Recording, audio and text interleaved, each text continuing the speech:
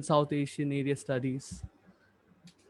Yeah, that's a shame because it's a really good course. Yeah, yeah. So we are live on Facebook now. And good evening, everyone. Welcome to Karwan. This is Ishan, and today with me I have Dr. James Mallinson from SOAS London University. Dr. James Mallinson is a reader in Indology and Yoga Studies at School of Oriental and African Studies, University of London, and chair of the SOAS Center for Yoga Studies, which he set up in 2018. He recently finished directing a 5-year, 6-person research project into the history of Hatha Yoga, funded by the European Research Council. The project's output will include 10 critical editions of Sanskrit text on Hatha Yoga.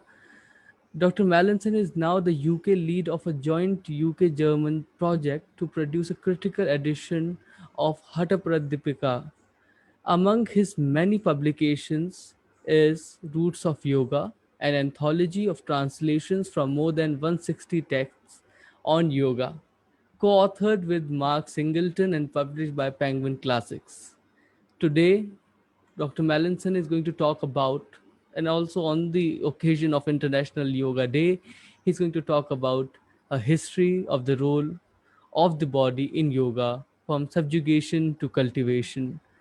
And I hope you all have read the abstract, which was given in the uh, brochure of the event. But I'll read a small abstract of the talk, and then I'll invite Professor James Mallinson to take it forward from there.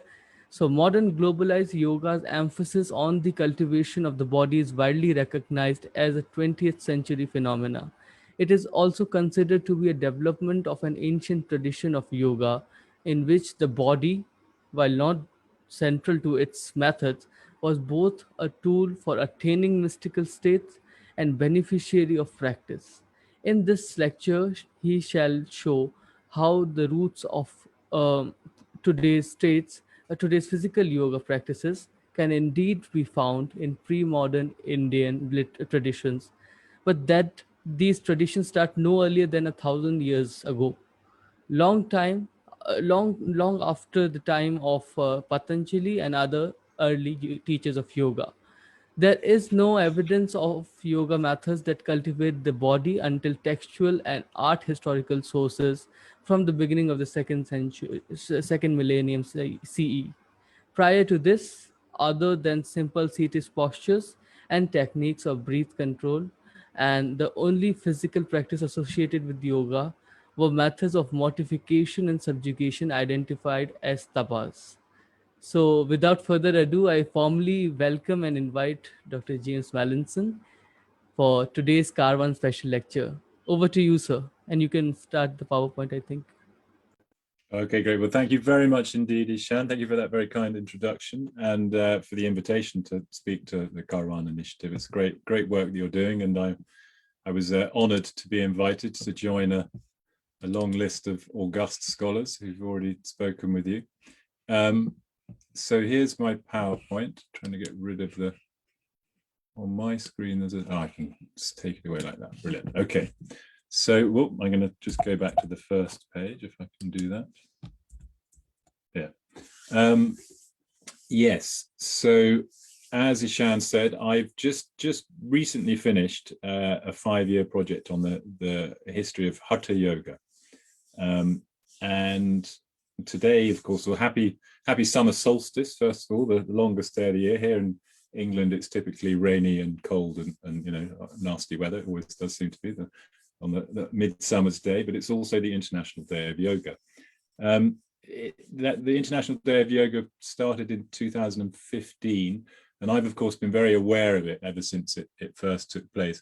And in fact, with this research project that Ishan mentioned, and you can see on the top left of the slide I've given you, the European Research Council, who funded the Hatha Yoga project, in 2014, I had to go to Brussels. I was through to the second round of applications to get these really significant grants. It's very exciting. It's been extremely, it's kind of like the Holy Grail, winning the lottery of research grants in Europe. And so I had to go to Brussels for an interview And that just happened to be the day that the United Nations was voting on whether to inaugurate the International Day of Yoga. And so I, of course, made a big show of this in my presentation in Brussels. And the fact was that this day was the vote to inaugurate this day was the best supported proposition in the history of the United Nations, with 177 different countries supporting it. And then the subsequent, 2 or 3 years after that, it was first inaugurated 2015. There's been quite a lot of sort of fanfare, there was a lot of press interest. It seems somewhat to have waned. I'm not sure. I suppose that, when something's new, of course, there's lots of interest. But certainly in the UK, there doesn't seem to be making quite such a splash anymore. But I'm delighted to be able to speak about this subject today. And what I'm going to do, first of all, I say a little bit. I'm going to look at, so each year. Oh no, hang on. How do I do this? Gosh, why is it not moving? There we go.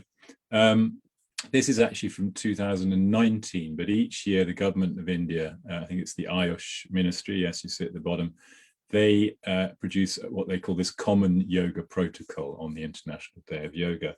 And it's a sort of a somewhat, generic yoga practice routine that can be done by most people. But of course, it has an introduction as well. And I'll just sort of quickly look at that, because that kind of presents the view of yoga that's quite widespread, and it's kind of part of the impetus behind India's promotion of the International Day of Yoga as part of its kind of soft power. And it presents this picture. There's an introduction by Narendra Modi, the Prime Minister, and you see I've got it zoomed in here. I think we've got a quote here. Yoga is not just a set of exercises that keeps the body fit. It is a passport to health assurance, a key to fitness and wellness. And then there's this subsequent bit at the end, free from illness, a path to wellness. That is the path of yoga. So you see very much this idea that, yoga is all about the body and being fit and healthy and looking after your body. And then, of course, associated with that elsewhere, this isn't from the introduction, this isn't from Modi's sort of forward, but this is from the introduction to the protocol. Says that yoga is widely considered as an immortal cultural outcome of the Indus-Sarasvati Valley civilization, dating back to 2700 BC. So there's this idea that this body of yoga practices for cultivating the body and bringing about good health has kind of appeared 5,000 years ago and has existed as such ever since. Now, of course, if anyone stops to think about that just for a moment, it's obviously unfeasible. And yoga has a very rich history in which it's changed hugely over time. And what I'm going to talk to you now, I had some ideas about this obviously before I started this 5-year project, but those ideas have developed and in fact also taken a kind of a big leap or a big change in that what I used to think, and I've been working on the history of yoga for 25 years, and I used to think that the practices of hatha yoga, the physical yoga practices that we associate with texts that first appear 1,000 years ago, are the primary sort of object of my study. I used to think that the practices that they formalize had been around for much longer. Okay, it's just that they first get written down in this period. But now I think looking at the textual evidence, looking at our material evidence as well. So we get, there's quite a lot of sculptural representation of yoga, and then subsequently from about 500 or 600 years ago, we get paintings as well, illustrated manuscripts and so forth. I now have come to the conclusion that there's a key shift 1,000 years ago, okay, when these more body positive practices appear. And part of that, well, those are my two primary reasons, is looking at the text and looking at the material culture. But one of the things that provoked this was a discussion I had with this very well-known sadhu, Sri Amrita Siddhi, who sadly died last year. Was at the end of 2019. He died recently anyway. And I met him many, many times. This is a picture of him in 2013. And then, and he said this to me then, you see what I've written there, Ye prachin yog hai. So he's talking about his practice. He held his arm up in the air for 40 years. Okay, you can see it's all atrophied and withered, and he smoked lots of chillums all day long. He he was a tapasvi. He mortified his body, and he said that this practice that he was doing, this is the ancient yoga, prachin yoga he. And I didn't really know what to make of this at the time, but the more I think about it, and the more I have engaged with the looking at the earlier text before the Hatha Yoga corpus, and looking at the kind of the material record as well, this does seem to be the case, that prior to 1,000 years ago, the body was something to be subjugated or mortified as part of yoga practice. So, for example, I've got we'll look at a few texts now, a few images as well. Here's a passage from the Mahabharata talking about the Brahman Mandavya. Okay, and here we see him described as Dhrutiman Sarva Dharmagyaha Satye Tapasi Chastitaha. So you see at the end there, he's engaged in tapas, tapasi chastitaha. He's in Vriksha Mule Mahatapaha. He's a great practitioner of tapas at the root of a tree. Urdhva Bahur Mahayogi Tastau Mauna Vratanvitaha. So he's Urdhva Bahu, he's got his arms in the air, and he's a Mahayogi, he's a great yogin. Okay. And there's plenty of examples like this. We find this throughout the Mahabharata, the Ramayana. When we hear talk of yogis, if there's any mention of anything physical that they're doing, it's physical mortification. It's mortifying the body. It's quite the opposite of what we would understand as trying to make the body fit or strong. You're doing these quite extreme practices, and we see this in this half verse from the Mahabharata as well, said quite clearly that. So tapasa siddhim anvicha yoga siddhim cha bharata. So O Bharata, pursue siddhi and yoga siddhi, success in yoga, by means of tapas, tapasa. Okay. And then here's this is obviously much later, but it's a miniature painting illustrating a manuscript of the Ramayana in the British Library, depicting the tapas undertaken by Vishwamitra. Okay, and you see these various practices as hanging from a tree, arms in the air, standing up on one leg. And here this looks like perhaps he's performing pranayama. You can see he's also levitating, and then there's sort of sitting outside all the time. These days sometimes called Megadambara or Audambara, Megadambara in Hindi, sadhus today call it. And here this jal tup being, staying in freezing cold water. Here's the dhuni tup being surrounded by hot fire in the summer sun. So there's this whole sort of body of practice undertaken by yogis and ascetics as we hear about in the epics in the Ramayana and Mahabharata, and we don't hear anything about any kind of asanas for cultivating the body, that kind of thing, or healthy practice as we might understand it. Also, in one of our earliest, or probably the earliest kind of external description of Indian sadhus, Indian ascetics, is when Alexander the Great came to the northwest of the subcontinent in the late part of the 4th century BC. And this is an illustration of that event from the Alexander Romance, a French text. This is a manuscript from 1420, also in the British Library.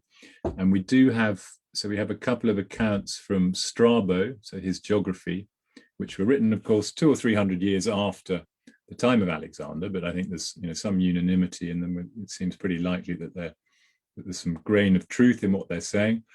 And so Alexander is said to have encountered these naked gymnosophists, as they're called in Greek, 15 men standing in different postures, sitting or lying down naked, who continued in these positions until the evening and then returned to the city.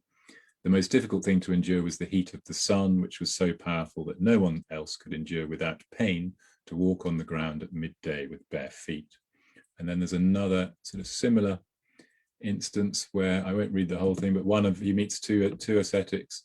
One is lying on the ground, enduring the sun and the rain, and the other stood on one leg with a piece of wood 3 cubits in length raised in both hands. When one leg was fatigued, he changed to support the other, and thus continued the whole day. So doing these sort of tough, extreme physical practices.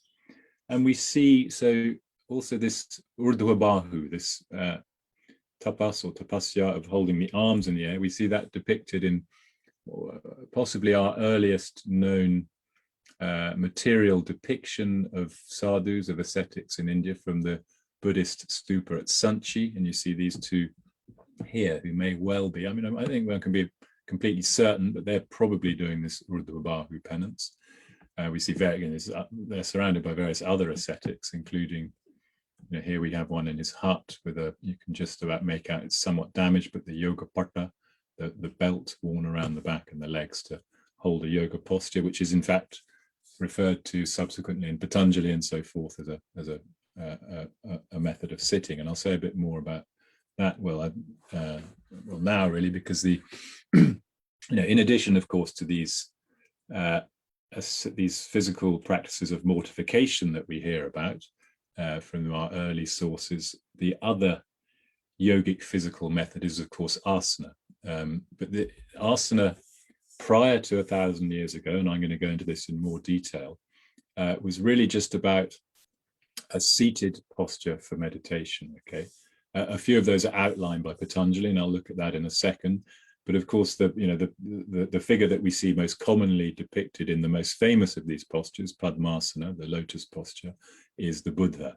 In the Pali Canon, his seated position was normally referred to as palanka or paryanka in Sanskrit, but that seems most likely to refer to the lotus posture. And here's an image of him from Gandhara region, now in Pakistan. And from the Pali Canon as well, we get a lot of references to the practices of the ascetics, the milieu in which the Buddha was circulating.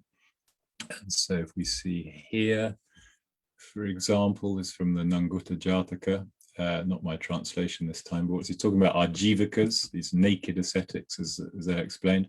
They practice false austerities according to the Buddha. I'll say a bit more about that in a second, but generally the Buddha is very disdainful of all these other more extreme practices. And they're painfully squatting on their heels, swinging in the air like bats, reclining on thorns, scorching themselves with 5 fires, as we saw in that earlier image, and so forth in their various false austerities. And when the brethren, i.e. the followers of the Buddha, saw these, they asked him whether any good resulted from such practices. None whatsoever, answered the master. But of course, within the Pali Canon and the life story of the Buddha, there's this common theme or this very present idea that the Buddha did himself try a lot of these practices. And normally, and I'll come back to this in a second, normally what we hear about most prominently is fasting and holding the breath. Okay, he says he takes those to extremes, but he does actually in one place as well, here in the Mahasikanada Sutta, say, I was one who stood continuously, rejecting seats. I was one who squatted continuously, devoted to maintaining the squatting position. I was one who used a mattress of spikes, and so forth. So he says he uses, he tries all these practices. And of course, as I mentioned before, he says that he fasted as much as any human could possibly fast, and holds his breath for as long as is humanly possible. So he says. Now, in the most sort of common recensions of the Pali Canon, he's then said to reject these extreme practices, and retire, adopt the middle way, adopt extremes of practice, and he goes and sits under the Bodhi tree and subsequently attains nirvana. But in fact, I've often wondered about this because, particularly from this Gandhara region, we get a lot of these very arresting, these very beautiful images of the Buddha in this extremely emaciated form. Now, if he rejected such practices, why would these images be made?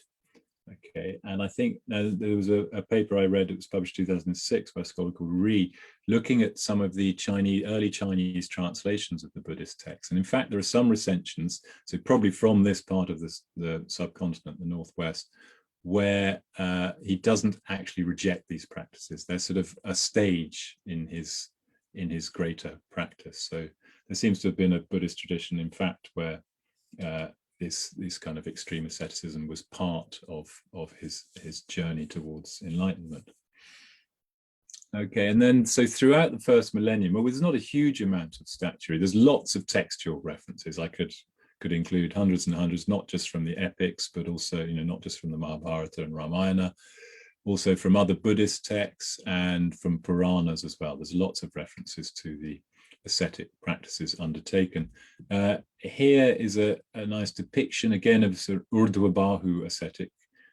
So this is from Mahabalipuram, the famous relief there from the 7th century, commonly called Arjuna's penance, although there's some disagreement as to what is actually being depicted here. It may be Bhagirath, but if we zoom in there, you'll see here's the depiction of an ascetic standing on one leg with both his arms in the air.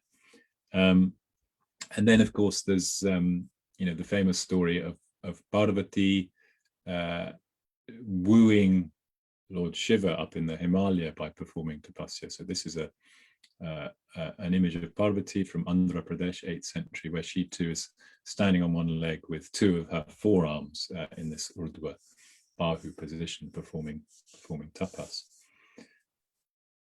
So yeah, that's in the sort of the sort of narrative and the material record. We see all these practices, and of course, no, as I've said, and I'll come back to this later on. I'll show the contrast, whereby after about 1,000 years ago, we start to see in the material record, more recognizable yoga postures. If we look at the sort of canonical text of yoga practice, of course there are other descriptions of yoga from early on, the Mahabharata in particular, in the Moksha Dharma Parvan of the Shanti Parvan. There's plenty of yoga teachings there, and in some Buddhist texts as well. But if we look at Patañjali here, the Patanjali Yoga Shastra, so the combination of the sutras and the Bhashya commentary, when asana is described, it's sthirasukam asanam, so a steady and comfortable posture. And then in the commentary, in the Bhashya, I think it's 12 different types of posture are given, starting with Padmasana. And these are all, I won't go through them all. The supported one, which is sopashraya, so with an upashraya. That is explained by some commentators as using that yoga patta belt that I showed you in that image from Sanchi. But all these are sort of seated postures, okay? So within the Patanjali Yoga Shastra, posture is used solely as a kind of support, as a position in which to carry out breath control and then the higher practices of meditation. And it's explained as here, so this is the following verse. As a result of posture being mastered, asana jayat, okay, from conquest, from mastery of asana, the yogi, understood, is not afflicted, na abhibhuyate, by pairs of opposites, dvandvaya, such as shita and ushna, hot and cold. Okay, so it's kind of seen as just a method for being able to switch off from discomfort. That's one of the key purposes of asana in Patanjali. And then once that has been attained, i.e. this asana jaya, once you've mastered posture, tasmin sati, then one practices pranayama, which is stopping the flow of the in and out breath. And as a result of that, the prakasha varanam kshiyate, so the covering of the light, that which conceals, the inner light of the yogin is diminished, kshiyate. Okay, so that the true light, the true tattva can shine through, and yogyata manasaha bhavati arises. So suitability or fitness of the mind for the dharanas. Okay, so these are the higher practices that we're moving up through the 8 angas of yoga. So that it's all about asana practice is all about fitness and getting the yogi ready for these higher meditative practices. And we do see mention within Patanjali of perfection of the body. Okay, but there are 2 ways this arises. Here's one of them. So we're in the 3rd chapter here, the Vibhuti Pada. So it's about the kind of powers, the special accomplishments that can arise from yoga practice. And they're all about using samyama. You see this word here, samyamad. So as a result of samyama, and that is the combination of the last three angas. So is it dharana, dhyana, and samadhi? So focusing the mind on various things brings about various different results. And here it said that as a result of concentrating on various manifestations of the elements, the bhutas, one attains bhuta jaya, okay, conquest of the bhutas. And as a result of that, as a result of conquest of the elements, the animadi, so that's the eight siddhis, the eight special powers beginning with anima, they arise, as well as kaya sampat. Okay, so that means something like perfection of the body. Okay, and that's then explained actually in the next sutra as rupa lavanya bala vajra sanghanana tvani. Okay, so things like well, not like, these things are beauty, rupa, lavanya means a bit like beauty again. What have I translated it? Grace, bala, strength, vajra samhanana, firmness like diamond. So a perfect body can arise through yoga, but it's not the physical practices that bring that about. It's actually an accomplishment through the meditative practice, unlike later on, as we shall see, that there's a kind of a sea change in the understanding of what the practices are for, what they are and what they're for. And then also in Patanjali, it is also said that kayendriya siddhi, so perfection or attainment, perfection of the body, the kaya, and the sense organs can arise as a result of tapas, tapasaha. Okay. So again, not through any kind of physical practice, but these more extreme physical practices. And tapas is explained subsequently here, well, not subsequently in a different verse, as being various different things, including, and on a physical level, it's only, where are we? It's a change. It's explained as dvandva sahanam, so putting up with dvandvas, extremes, opposites, and those opposites are things like including sthanasana. Okay, so standing and sitting. So it's a bit like what the Buddha said he did: standing for long periods, sitting for long periods, and not getting up. And in fact, some Dharma Shastras, some commentators, so Shankara, when he explains this sutra, he says that sthanasana. He quotes a Dharma Shastra verse which says that one should stand all night long and sit all day long. Okay, so again, it's a kind of, it's a forceful practice. It's not a kind of cultivating the body as we might expect in the context of yoga. Okay, so that's a quick tour of attitudes towards and teachings about the body in yoga, or in ascetic practice more broadly understood, prior to about 1000 CE, 1000 AD, as one used to say. Now, the innovations that arrive, okay, around about 1000 CE, we first see in text, in text and in the material record. It doesn't come in the material record, doesn't come till about 1200, early 13th century, maybe late 12th century. But complex balancing asanas, so a completely different type of asana from what we've seen up until that point. Up until that point, when asana is taught in yoga, it's only seated postures for meditation and breath control. We also see complex breathing methods. I'm not really going to say much more about this, but prior to this period, pranayama, in fact, is kind of associated with tapas, as we saw with the Buddha, holding the breath for a really long time. It's seen as a really tough, difficult practice.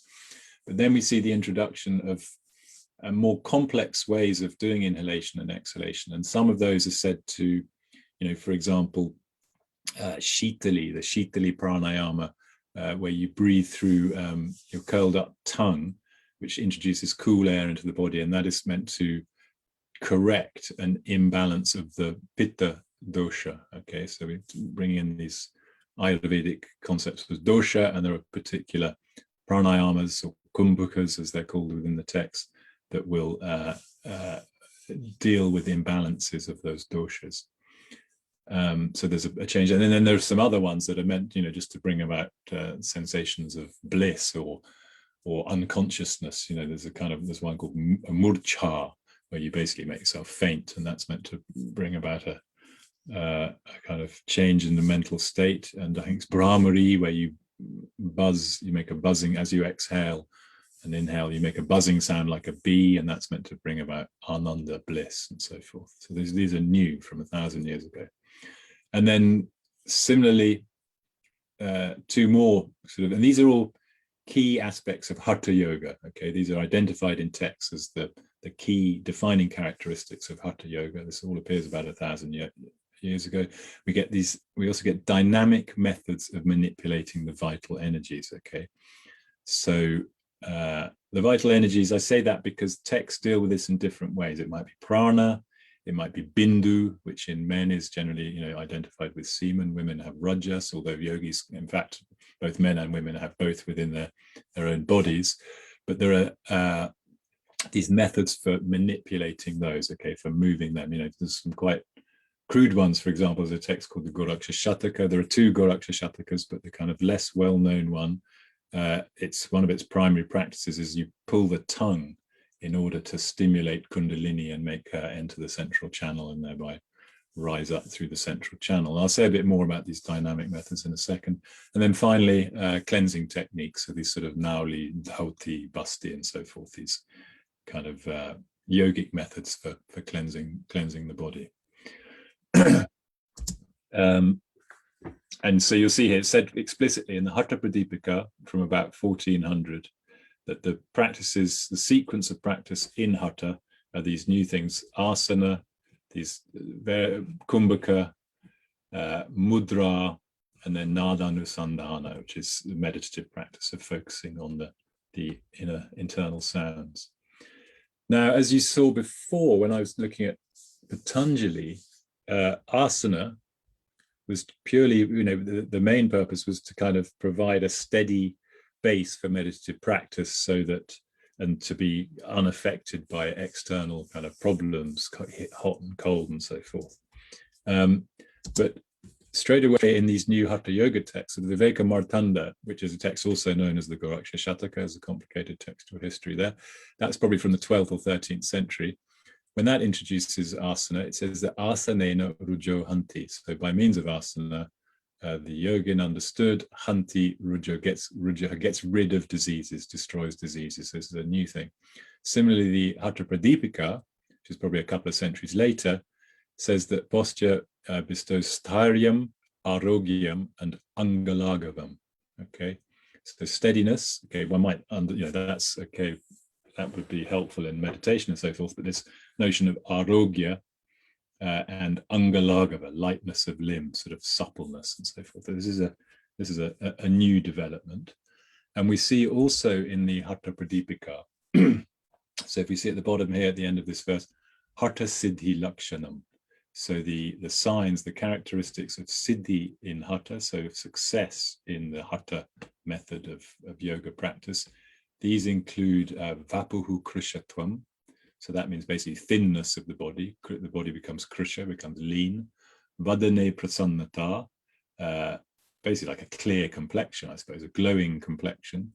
Nada Sfurtatvam, that's harking back to this idea of Nādanusandhāna, so the manifestation, the internal sounds manifest. And then Nayane Surnirmale, so very clear, bright, pure eyes. Again, Arogata, no disease.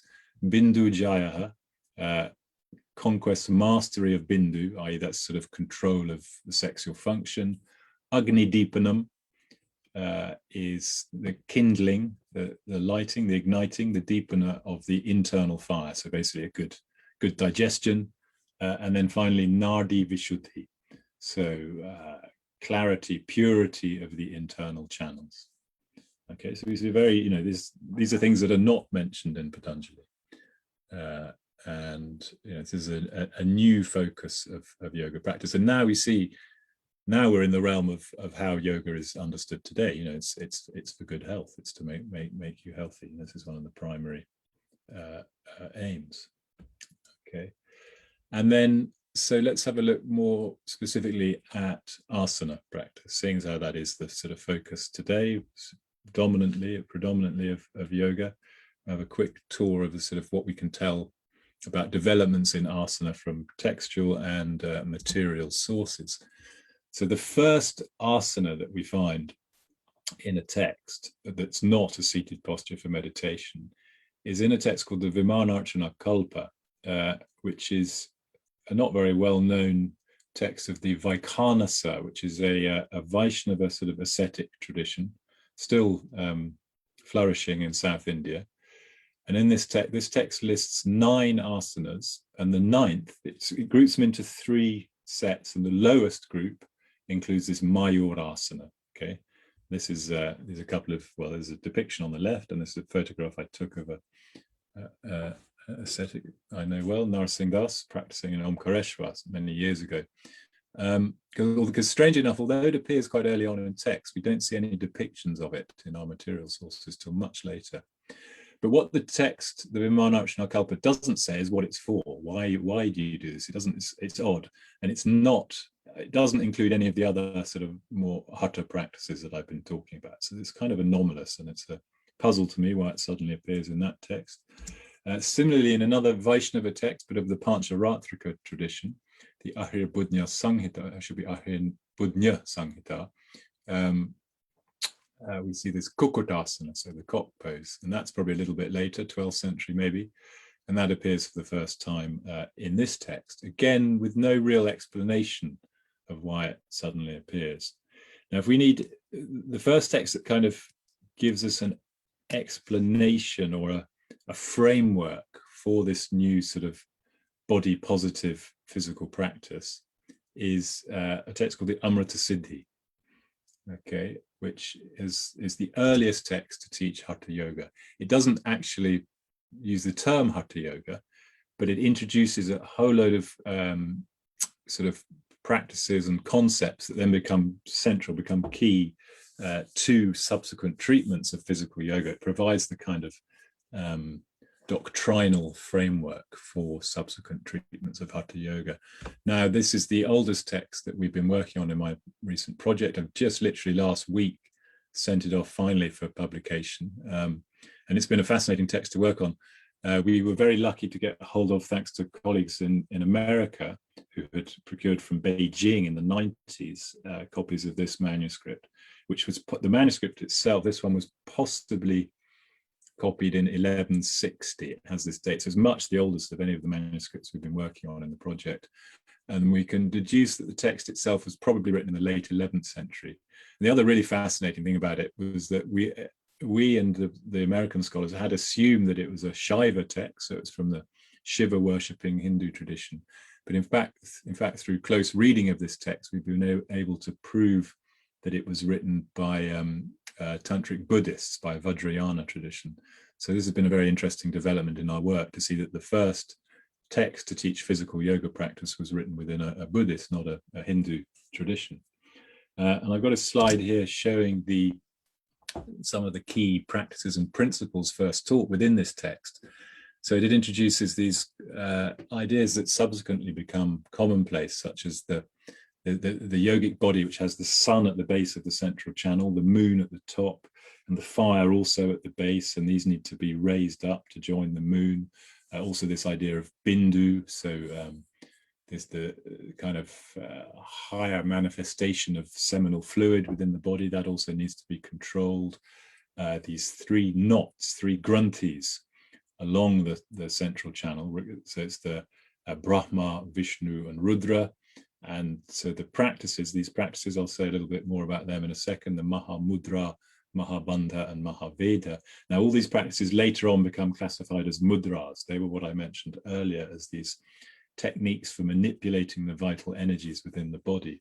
And so by using those practices, you propel the breath and thereby the Bindu as well upwards through bursting through these 3 granthis and sorry, also together with that, the sun, and everything comes to union in the head. And that's how you bring about the ultimate aim of yoga.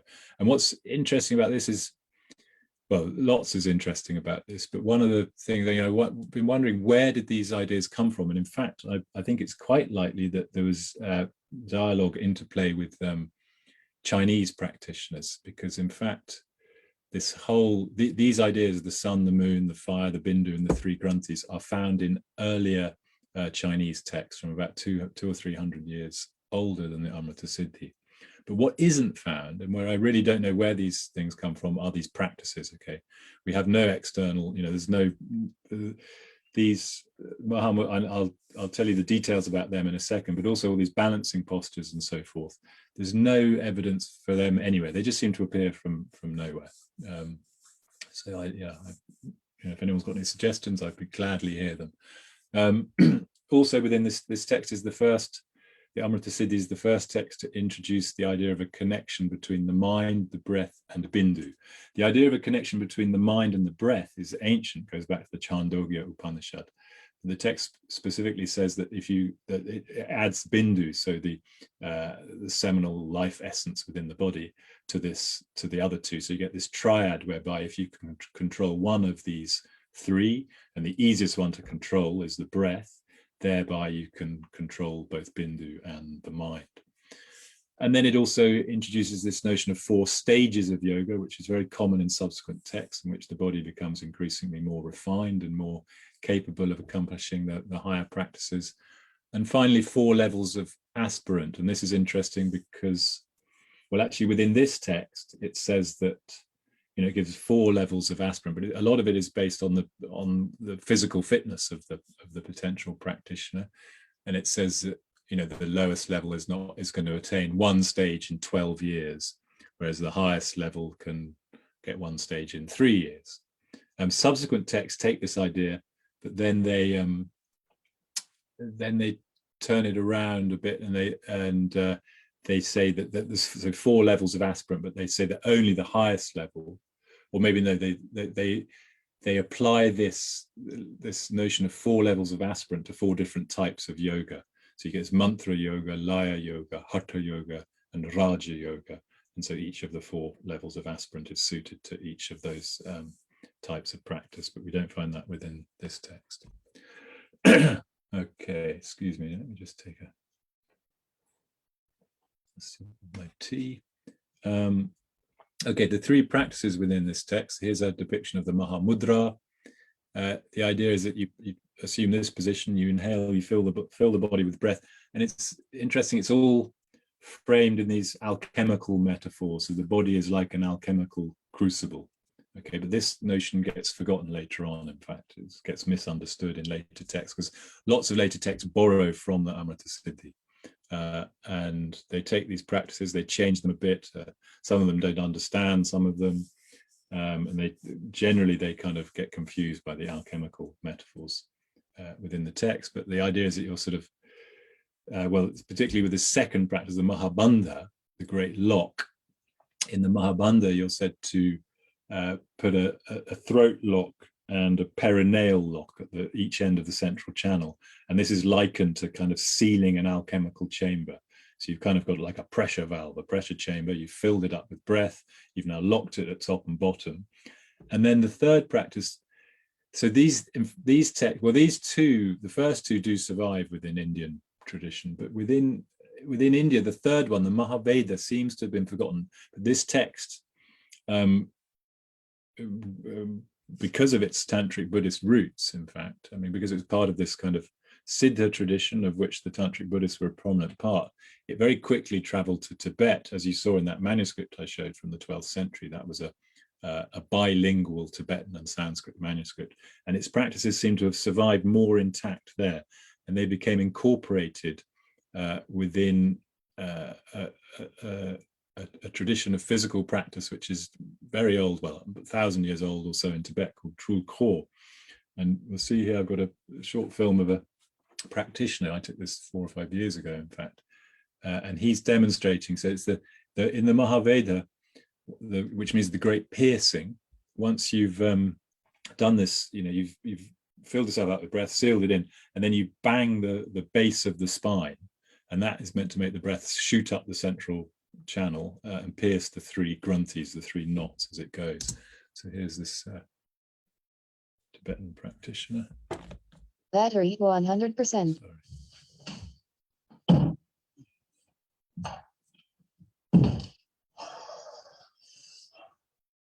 You see, it's quite a dynamic practice, that one. Apparently, it can cause injury.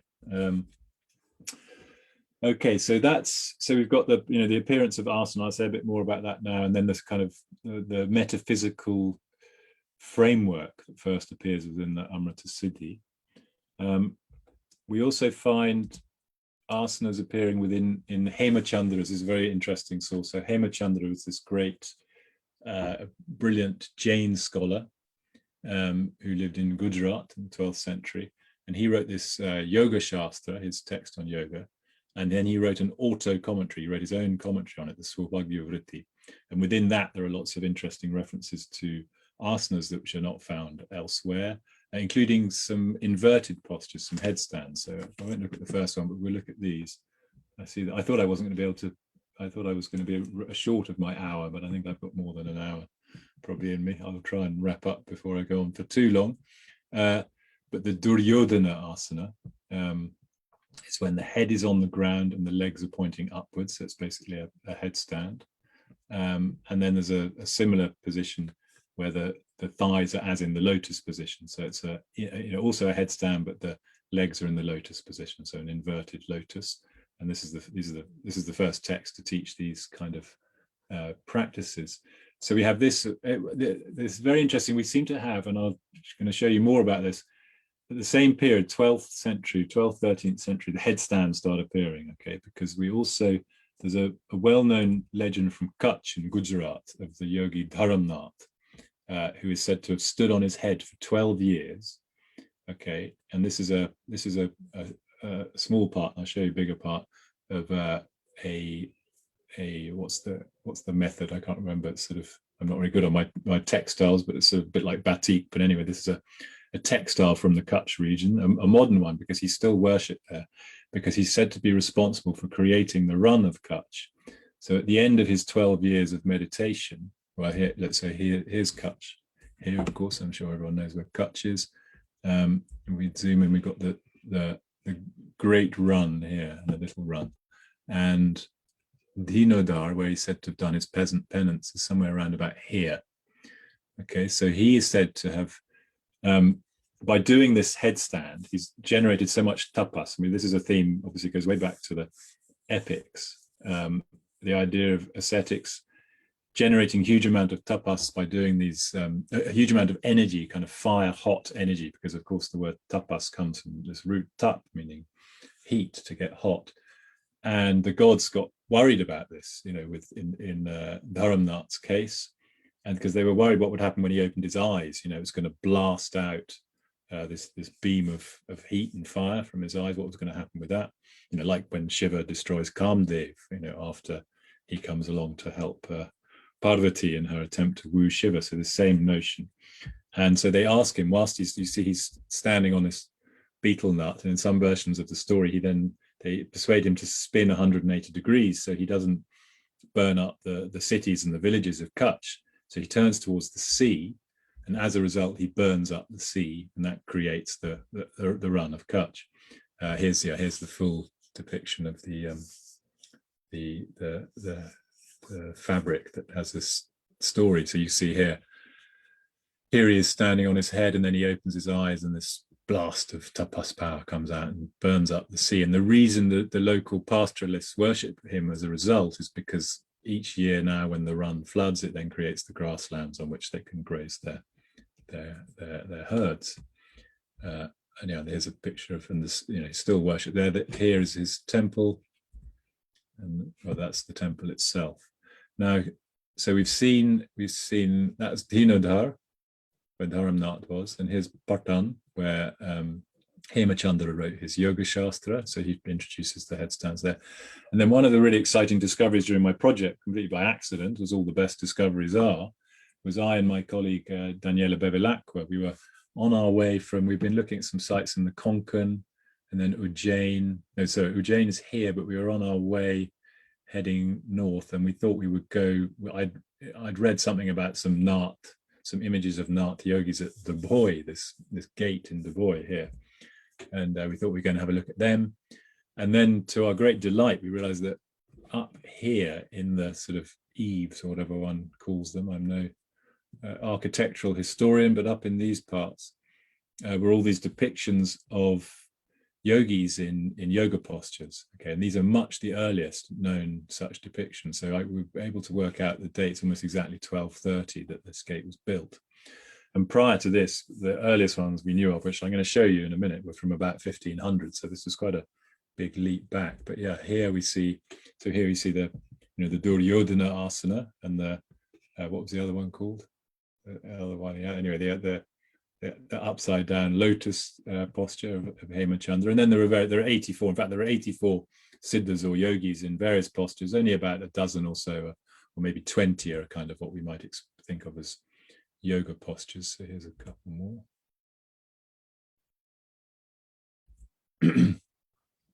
Now, what's another interesting thing about this is, so we see this as a sort of turning point to some extent. So clearly when Dharamnath was doing his headstand, it's still tapas, it's still related to this older notion of ascetics doing difficult postures, holding them for long periods. He's said to have done it for 12 years. And in fact, when I've been there 2 or 3 times, wonderful place. And there's a yogi who lives there now called Maheshnath, Yogi Maheshnath. And he, in the hot season for 4 months every summer, and it's very hot in Kutch, of course, at 50 degrees, he stands on his head for an hour and a quarter every day. Okay. In near the same spot, not quite the same spot, but so he's kind of continuing that tradition of sort of tapas style headstands. But meanwhile, there's also, as these new texts appear, so I was telling you about the yogic physiology first taught in the Amrita Siddhi, where this idea of you've got this the sun and the moon and Bindu as well, and Bindu is constantly dripping from the head and being secreted, and thereby the yogi loses his or her energy, and so you need to keep that in the body. Now, one of the methods taught in these texts of doing that is a headstand, in fact. So as well as this idea of tapas, we now see these kind of more physical notions behind yoga coming in. So this is how the headstand is explained in a text called the Dattatreya Yoga Shastra, which was written probably 13th century. And I won't read it all out, but the idea, this is the idea here, you're kind of using gravity to keep the Bindu in the head. And by practicing for a little while longer every day, after 6 months, gray hair and wrinkles disappear. And he who regularly practices for 3 hours is expert at yoga. In fact, I think I've since changed my translation of this. I took this from Roots of Yoga, a book of mine and Mark Singleton's that Ishan mentioned, but I'm editing this text properly. And the reading I now prefer, instead of yoga vit, meaning expert at yoga, is kala jit. So conquers death, effectively conquers time or death. So the idea is if you do it for 3 hours, you don't die. So it takes on, it's no longer just a method of tapas, it's also a method of cultivating the body. Okay, so I'm nearly there. You can use up my whole hour. I'll just do a quick sort of tour then of a few more images. I told you that until we found those images at Du Bois, as far as we were aware, the oldest known images of yoga postures, other than Padmasana and seated postures for meditation, were from about 1500. And there's a couple here from Sri Shailam in Andhra. There's that one. I mean, this one actually is Yoga Pattas, perhaps one wouldn't necessarily understand as a new development, but also Vijayanagar, Hampi. Now there I spent a lovely week going around looking at every single temple, the columns on every single temple. And we see quite a few images of, this classic old school standing on one leg, sort of tapas, Urdhva Bahu, arms in the air. But there's also lots of, not lots, but couple of dozen kind of more complex yoga postures, such as this one. An interesting thing about these is these are not taught in texts at all, okay? So I think we have to remember that texts do not necessarily tell us the whole what's going on. They're just a snapshot. Particularly about the asanas that were being practiced. Another similar one here. And I've included a picture here from my colleague whom I just mentioned, Daniela Bevilacqua, and she was doing fieldwork as part of the project, Haṭhayoga project in Varanasi.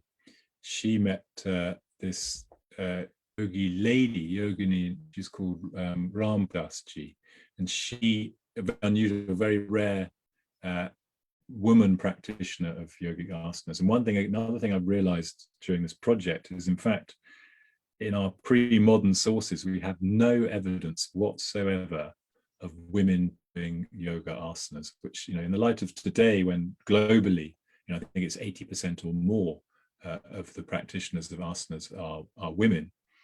This is quite a surprise. Women were doing yoga. We have plenty of evidence of women doing meditative yoga, tantric yoga, tapasya. There are quite a lot of Mughal miniatures, actually, Mughal era paintings of women doing the Kareshwari tapasya, where they stand up for days, months, or years on end. But there's no evidence that I'm aware of women doing kind of balancing posture. So this is an interesting instance. I mean, that doesn't mean that they weren't doing it. And I think but Ram Priyadas is very much an anomaly. There are very few today as well, and she kind of has to do it in secret as well. So I think that's an interesting discovery of our project. There's one last one from Hampi, Vijayanagar, and there's some from Sringeri, again early 16th century probably. This is Matsyendranath of the Nath tradition. You can always tell him because there's a fish in the image with the yoga pata. And then here's a sort of old school ascetic style, standing on one leg, arms in the air. But then we get some more kind of balancing contortionist yogic postures, such as this one and this one, which is a bit like the ones we saw at Vijayanagar, and then a Kokotasana, which I showed earlier, and then an inverted lotus posture, and then this standing up on one leg. And also, I just had the pleasure of marking an excellent MA thesis submitted at SOAS, and Louise Fitzpatrick, who was looking at early teachings on Asana, and she introduced me to these images from a 15th century Tibetan painting, Vajradhara, of Vajradhara, normally, isn't it, with the 85 Mahasiddhas. And so here we see some early evidence of balancing complex yoga postures. Right, now I'll quickly wrap up. I've just got a couple more slides, I think 4 or 5. Over the next, one thing I'd say, even the Haṭhapradīpikā from around about 1400, even in that, there's only 6 or 7 of these complex yoga postures. But by the time of the Ratnavali, which is 17th century, we get 84 postures. I mean, there's older mentions of there being 84, or here we see 84 lakh postures. But here they are enumerated, and quite a few of them are sort of balancing, complex balancing postures and so forth.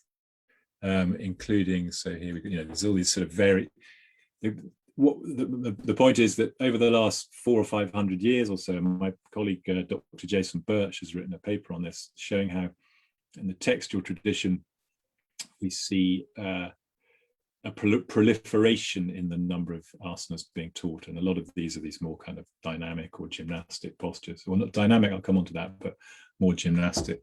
So here we get lots of sort of variations of the Mayur asana, when it's 45, when it's done in the lotus pose, and so forth.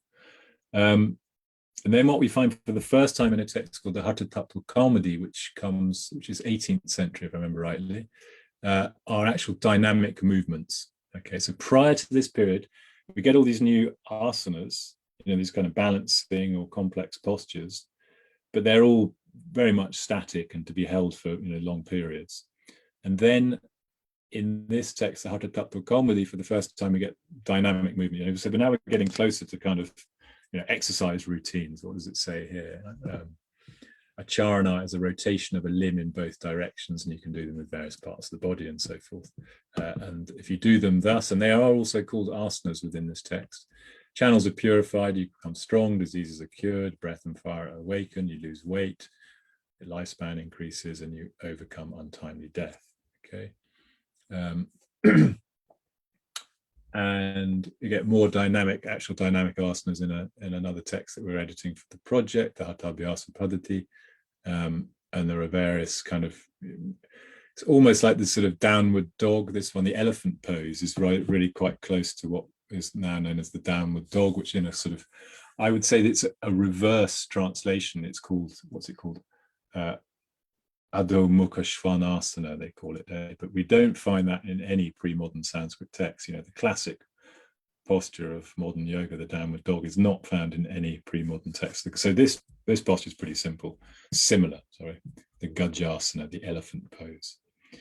And on that note as well, so of course today, the Surya Namaskara sequence of postures is seen as kind of integral, a key part of yoga practice. But again, we find no mention of that as part of yoga practice before the 20th century. In fact, we don't have any sequences. So there's one, this Haṭhavyasa Paddhati, potentially some of my colleagues think it maybe teaches sequences. I'm not convinced, but it's definitely not clear cut. It never explicitly says, do this sequence of postures. Postures are meant to be held for a long time. And then in this commentary on the Haṭhapradīpikā, so this commentary was written by Brahmananda around about 1830. And he's explaining a verse in the Haṭhapradīpikā, which says that the yogi should avoid varjayit kaya klesha vidhim, so observances which are harmful, which bring harm to the body, kaya klesha. And then Brahmananda, when he's explaining what this kaya klesha means, he says it's bahu surya namaskaradi rupam, bahu bharodvahanadi rupam cha. Okay, so it takes the form of doing multiple sun salutations, bahu surya namaskara, or lots of weightlifting, bahu bharodvahana. Okay, so this is kind of prescription against doing lots of surya namaskara. This is quite, given the sort of predominance of Surya Namaskar in yoga today, this is somewhat surprising, I'd suggest. Okay, that's it. So finally, what I'm not going to talk about is what happened in the 20th century. Of course, I'm going to here just fit my final slide of Tirunamalai, isn't it? T. Krishnamacharya, universally recognized as the father of modern yoga, who did his teaching predominantly in Mysore. He's very influential with his extremely important influential students of Pattabhi Joyce, B.K.S. Iyengar, Deshikachar, and he was this brilliant innovator who took the Indian yoga tradition, which, as we've seen over the past 1,000 years, had increased its emphasis on physical yoga practice. So he kind of brought that on, integrated it with other techniques of physical cultivation that had appeared around the world, and produced a kind of new synthesis, which his students then took on to, adapted even further. And they brought in particular, Pattabhi Joyce with his Ashtanga yoga developed these kind of complex sequences of postures and so forth. And they are, responsible really for the global phenomenon that is yoga today. But I hope I've shown to you, firstly, that it's definitely not a static, unchanging tradition. And secondly, this big finding, I think, from my project is that until 1,000 years ago, there was none of this kind of body positive, body cultivation type of yoga practice going on whatsoever. So I hope I haven't gone on too long, and I'm happy to take any questions if there are any. Thank you so much. Was my connection okay? Because I did get flashed up at one point that I had a weak connection, but I hope it was okay. Yeah, it was great. Thank you so much, Jim, for this wonderful session. And I was truly enjoying, and I got to learn a lot, and especially about the Surya Namaskar, which we promote a lot. But thank you so much for this. And well, don't do too many. Yeah. Yeah, no, yeah. We'll I think we'll keep that in mind, that advice. We have some questions for you on the chat, and I'll read those out for you. This is from Sarada Natrajan.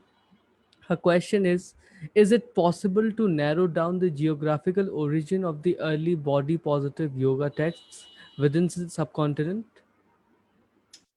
Yes, I think we can to some extent. I can't really pin them down, but the Deccan definitely is important, from Gujarat to Deccan in particular. So that Amrita Siddhi text, I think, was written possibly in the Deccan, Maharashtra, maybe Andhra. We get some early references in a Telugu text called the Navanatha Charitramu, saying it's from that region. And there are various other reasons to suggest that. Also, the Konkan area. So I've actually written an article that was published a couple of years ago, 2019, called Kala Vanchana in the Konkan. Mm. And that's on my academia.edu page. So that goes into some detail about these things. But yeah, I think, funny enough, when I proposing the project, when I was being interviewed in Brussels, the one sort of criticism, one kind of difficult question I was asked is, why are you not focusing on the south of India in this project? And at the time, I didn't think the south was so important for the history of yoga, but actually with hindsight, it was a very perceptive question, because I've had to completely reverse that idea. And it seems that just about all of the texts that we're looking at come from the Deccan region, or maybe slightly further south. The next question is by Alexander Fadiv. His question is, could you please provide names of the Chinese texts that you referred to discussing Amrita Siddhi, those that have a set of similar ideas as Amrita Siddhi? Okay, that's difficult because I don't know Chinese, and of course it's comparative work, but there's a good scholar called Dolly Yang who's working on this. So she's published a bit about that, or she's about to publish on that. If you Google, who else is there? Gosh, I can email a better answer. But if you it's a type of practice called Nedan, meaning inner alchemy, Neidan. So if you Google that, you will find some work on that as well. But if you want more, Ishan, if you ask me, I can provide better references. Yeah, so Alexander, you can email your question to karwanheritage@gmail.com, KARWAAN heritage@gmail.com. We'll forward that mail to Jim, and he can get back to you through email. The next question is by Sohini Saha. Her question is, how do we differentiate between the yogic body and its relation to health in the earlier times of that of present times, when yoga is increasing medicalized concerning fitness? That's a very good question, and it's difficult because the concepts, for example, as I was saying, these very prevalent concepts such as were introduced by the Amrita Siddhi of the sun and the moon. Clearly these are not actually happening within the body. So I think one does have to differentiate. Even within the tradition, I think one needs to differentiate, for example, between the chakras and then this more gross idea of the body that comes in with the notion of Bindu and these actual fluids that are flowing around the body. So I think the chakras, certainly when they first appear, they are seen as meditative constructs. Okay, they're not thought to appear, they're not thought actually to exist within the body. They are something that you create through your meditation. And there's an apocryphal story. In fact, I should have mentioned my colleague Dr. Mark Singleton's book Yoga Body, who's an excellent book on the development of yoga in the 20th century, and he is where I first read about the story of who is it, Swami, gosh, his name has slipped my mind, but a famous Swami who was on the banks of the Ganga, and he found a dead body. I'm sure it's an apocryphal story, and he chops it open to look for the chakras, and is so disgusted when he doesn't find the chakras that he throws all his yoga texts in the Ganga. But this idea of the chakras actually as things that exist is a sort of more recent phenomenon, and we see an increasing trend towards that. But I think not sure that really answers the question. How do we reconcile the descriptions of the yogic body with the increasingly medicalized understanding of yoga today? I think it's impossible. How can one? I think we know now that there's no moon moving through the left channel of the body and the sun moving through the right channel and so forth.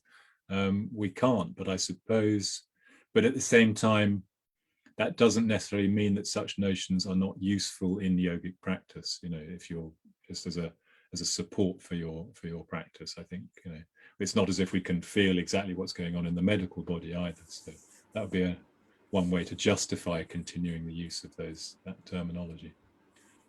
The next question is, could you give the name again of the woman yogi that you showed in Varanasi?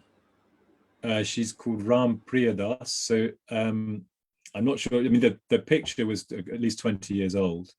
But if you want to find out more about her, do have a look at my colleague Daniela Bevilacqua's work. So that's Bevilacqua. and you'll find her work, all over the place, but also on academia.edu. And so she spent some time with her and interviewed her, and has written quite a bit about her. The next question is by Sujata Chakrabarti. Her question is, which ruler, king or queen, practiced yoga in the history of India? Is there any painting or sculpture which was inspired by yoga? I think you have shown that. If so, please give us some examples. Which book can be found with this type of writing? Okay, in terms of a book, I mean, I've got one or two articles which look at, well, in particular, sort of Mughal miniatures. So of course, we see Mughal emperors. In fact, I mean, interestingly, the oldest known illustrated manuscript of yoga postures is of a Persian text called the Bal al-Khayat, which was commissioned by Prince Salim, who went on to be Emperor Jahangir when he was in Allahabad. And that's analysed and reproduced along with lots of other artistic material on yoga in this wonderful book, which I could probably show you. Hang on one sec. Yeah, this is the catalogue for I don't know if you can see it, the catalogue for an exhibition that was at the Smithsonian show in 2013. So it's called Yoga, the Art of Transformation. The curator and editor of the book was Deborah Diamond, Dr. Deborah Diamond, and that's a fantastic resource for imagery of yoga. And the question's really onto a good point there, in that a lot of our yoga art was obviously commissioned by royalty. There's some amazing pieces also, and some of them feature in the book from Jodhpur. Maharaja Man Singh of Jodhpur in the early 19th century. He became a devotee of the Nath yogis, and he commissioned a lot of manuscripts, and a lot of art as well was produced there. But of course, most great art the world over is often produced as a commission by royalty. But another interesting thing to look at is also royalty practicing yoga as well. This seems to be a theme that goes back a long way. We see kings in the Mahabharata and so forth undertaking yogic practices. So yeah, it's an interesting theme that I think deserves more exploration. The last question for the evening is by Sharda Natarajan. Again, her question is, do the core followers of the Nath Sampradaya continue to practice Hatha Yoga anywhere in India? That's also a very interesting question. Yes, the answer is certainly yes, and I think they have done. But until recently, the sort of yoga that they practice was more kind of internal, more esoteric, less emphasis on asana practice, okay? Which has confused people, myself included, scholars over the years, in that they kind of associate physical yoga practice with asana. But of course, there are these more esoteric methods of manipulating Kundalini and Bindu and the breath and so forth. And in my understanding is that the Nath yogis have continued to do this and up to the present day. But interestingly, over the course of the last 10 years, and I've looked at this and spoken and written about this a bit, as yoga has become a more popular, it's become this phenomenon that it is. And of course, people turn to the text and go, oh, the Nath yogis are the originators of Hatha yoga. But in fact, how come they're not doing the asana practice? Because I've argued that it's other lineages, so more amongst the sort of sannyasis, Ramanandis, that we see the asana practice. But the Naths have now, some among them, still not many, but they've started turning towards asana practice as well. So it was at first at a Kumbh Mela I went to in 2013. I made a documentary. It's called West Meets East. I think you'll probably find it online somewhere. If not, Ishan, let me know. If people want to see it, I can send you a link. Because we film it there, and then there's a yogi called Anup Nath, and he every day and then was positioned in front of the main Nath camp at the Kumbh Mela, doing amazing displays of asanas. So only in recent years, I think, have they started to focus more on it, and I think that's in response to this kind of global boom in yoga practice. Yeah, thank you so much, Dr. Mallinson, for taking out time to deliver the Karwan special lecture, and especially on the International Day of Yoga. And it was truly an honor hosting you on Karwan. Well, thank you, Ashana. I really enjoyed it. Thanks a lot. And thank you so much, everybody who joined us on Facebook and YouTube. Uh, the video will be uploaded on YouTube just after this session, and do share it with your friends, family, share knowledge, because there is a need of professional history in India today. Thank you so much for your Absolutely. support and love. Don't forget to subscribe, Karwan. Yeah. Have a great evening ahead.